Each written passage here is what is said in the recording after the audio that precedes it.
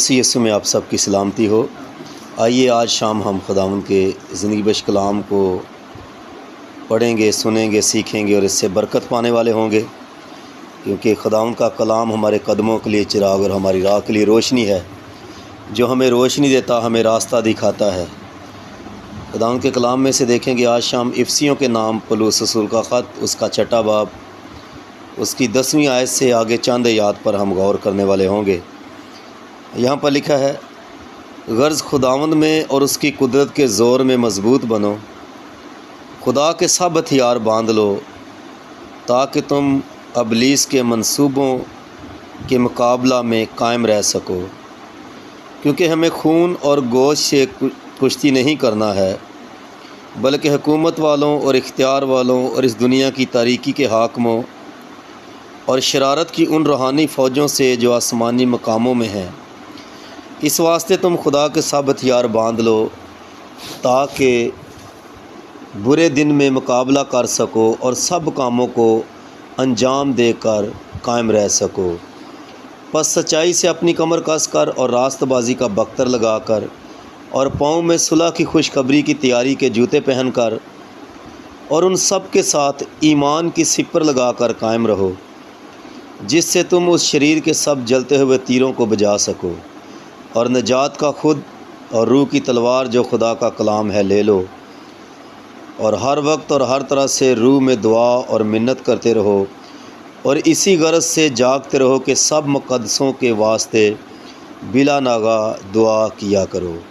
खुदावंद की निबश कलाम के पढ़े और सुनने पर उसकी बरकत हो, आमीन। खुदावंद का शुक्र हो। आज खुदावंद का कलाम जो है वो खुदा के सब हथियारों को बांधने के तल्लक से है कि जी हम खुदा के हथियार जो हैं वो बांध लें। खुदा का बंदा पौलुस रसूल इफसियों की कलीसिया को ख़त लिखते हुए कह रहा है कि गर्ज़ खुदावंद में और उसकी कुदरत के ज़ोर में मज़बूत बनो। आज ये कलाम हमारे लिए है कि हम खुदावंद की कुदरत के ज़ोर में मज़बूत बनने वाले हैं। और मज़बूती क्यों ज़रूरी है, ज़ोर क्यों ज़रूरी है?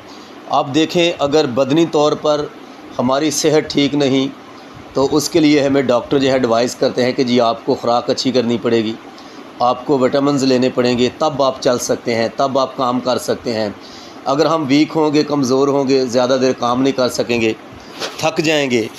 इसी तरह खुदा के साथ जब हम चलते हैं तो खुदा के साथ चलने के लिए भी ज़ोर की ज़रूरत है, कुदरत की ज़रूरत है, क़ुव्वत की ज़रूरत है। क्यों? क्योंकि हमारा दुश्मन कोई इंसान नहीं है, ना हमारे बहन भाई, हम ना हमारे रिश्तेदार। हमारा एक ही दुश्मन है और वो है इब्लीस। शैतान हमारा दुश्मन है और वो 24 घंटे काम करता है और मंसूबे बनाता रहता है हमें गिराने के लिए और हमारी तवज्जो हटाने के लिए, हमें खुदा से दूर करने के लिए। क्योंकि उसे पता है कि अगर हम दुआ करेंगे, दुआ में झुकेंगे तो उसका रिज़ल्ट क्या है, अगर हम रोज़ा रखेंगे तो उसका रिज़ल्ट क्या है। उसे पता है कि अगर हम कलाम पढ़ना शुरू कर देंगे, खुदा के साथ वक्त गुजारना शुरू कर देंगे तो उसका रिज़ल्ट उसे पता है। इसलिए वो कोशिश करेगा कि हम उस तरफ ना जाएं। हम वो उसकी पूरी कोशिश होगी कि हालात ऐसे कर दे।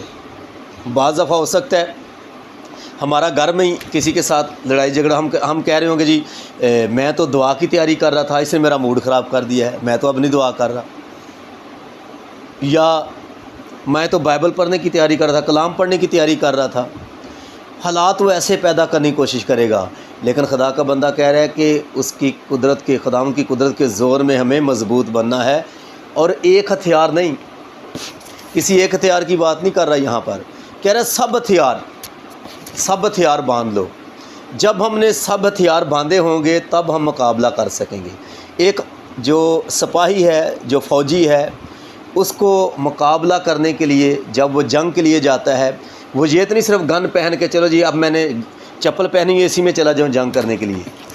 उसे शूज़ पहनने पड़ते हैं, वर्दी पहननी पड़ती है, उसे सर के ऊपर भी कुछ पहनना पड़ता है और तब वो गन उठाकर चलता है एक तैयारी के साथ। इसी तरह जब हम खुदा के साथ चलते हैं तो खुदा का कलाम यहाँ पर सिखा रहा है कि हमारी जो लड़ाई है वो खून और गोश्त से नहीं है, किसी इंसान से नहीं है, इंसानों से हमारी लड़ाई नहीं है। हमारी लड़ाई इब्लीस से है, उसकी फ़ौजों से है। वो जो लिखा कर शरारत की, लिखा यहाँ पर, बल्कि हुकूमत वालों और इख्तियार वालों और इस दुनिया की तारीकी के हाकमों और शरारत की रूहानी फ़ौजों से जो आसमानी मकामों में है, जिस फ़िज़ा में है, उनसे हमारा मुकाबला है। और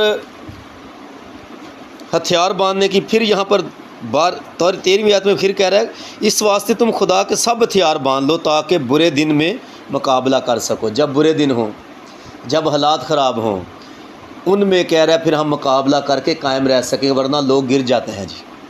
लोग ईमान से इनकार कर देते हैं, लोग खुदा का इनकार कर देते हैं। यहाँ पर आगे हथियार लिखे हैं, सच्चाई से अपनी कमर कस कर, यानी सच्चाई है अगर हमारे अंदर दिलेरी होगी, हम दिलेर होंगे। जो मर्ज़ी फिर कोई करे, जो मर्ज़ी कोई कहता रहता है, अगर हम सच्चाई पर है तो फिर आगे रास्तबाजी का बख्तर लगा कर और पाँव में सुलह की खुशखबरी की तैयारी के जूते पहन कर, यानी हम तैयार हों हर वक्त उसकी गवाही देने के लिए। हमें जहाँ मौका मिले हम वहाँ पर उसकी गवाही देने के लिए तैयार हों, और ईमान की सिपर लगा कर। आपको पता है जो जंग में, जो पहले दौर में जंगें लड़ी जाती तलवारों के साथ, और सिपर होती थी एक, उसको आगे ऐसे पकड़ा होता था ताकि अगर कोई तीर आए तो उसके वो आपके जिस्म को ना टकराए, वो सिपर को आगे किया जाता था। तो खुदा का बंदा जहाँ सिखा रहा है कि ईमान एक सिपर है, जो आजमाइशों के जो तीर हैं, जो इब्लीस हमारे लिए मुश्किलात लाता है, उसमें हम कायम रह सके, ईमान हो हमारे अंदर। खुदा के कलाम में लिखा है कि मेरा रास्तबाज बंदा ईमान से जीता रहेगा। ये नहीं लिखा कि रोटी से जीता रहेगा या किसी और चीज़, सिर्फ ईमान।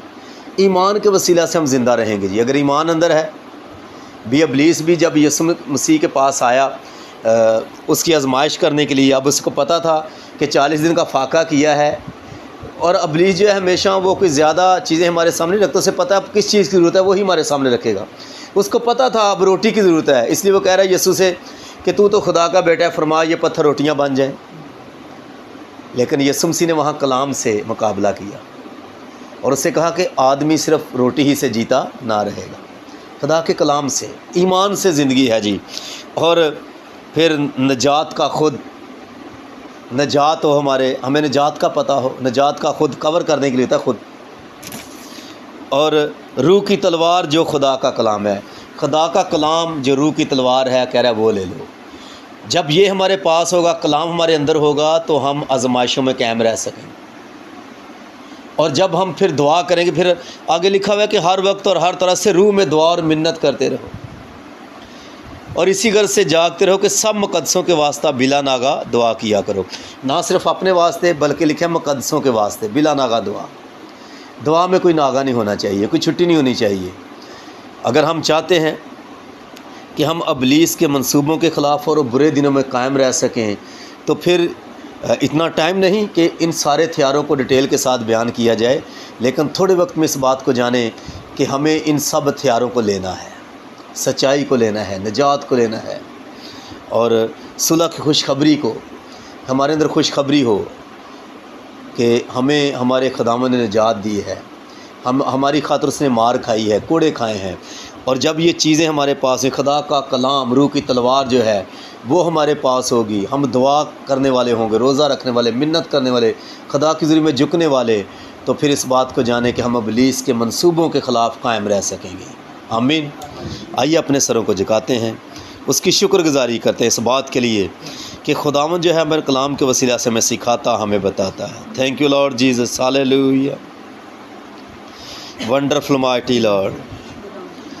यसु तू मेरा जोर बन जा, यसु तू मेरा जोर बन जा, कदे जंग इब्लीस तो ना हारा, कदे जंग इब्लीस तो ना हारा, यसु तू मेरा जोर बन जा। पाक रूह दियां दे तलवारा, पाक रूह दियां दे तलवारा, यसु तू मेरा जोर बन जा, यसु तू मेरा जोर बन जा। आसमानी बाप, ये तेरा कलाम एक एक ज़िंदगी में 100 गुना फलदार साबित हो, सुनने वालों पर उनके घरानों पर तेरा फजल जारी हो जाए। और अपने कलाम के वसीला से अपने लोगों को ब्लेस कर, अपनी कुदरत के ज़ोर में मजबूत बना, ताकि तेरे लोग इब्लीस के मंसूबों के ख़िलाफ़ और बुरे दिनों में कायम रह सकें, उसका मुकाबला कर सकें और सारे कामों को अंजाम देने वाले हों। खुदाए पाक गहरा काम कर, एक एक ज़िंदगी पर, एक एक घराने पर तेरा फजल हमेशा जारी रहे। तेरे लोग तुझ में कायम रहें, सच्चाई पर कायम रहें और एक हमेशा तेरी प्रशंसा, तेरी सताइश करने वाले हों। और तेरा बेटा यीशु नासी तेरे लोग की ज़िंदगी में इज़्ज़त, जलाल, बुजुर्गी पाए। तेरा शुक्र, तेरी तारीफ़, तेरी तमजीद करता हूँ।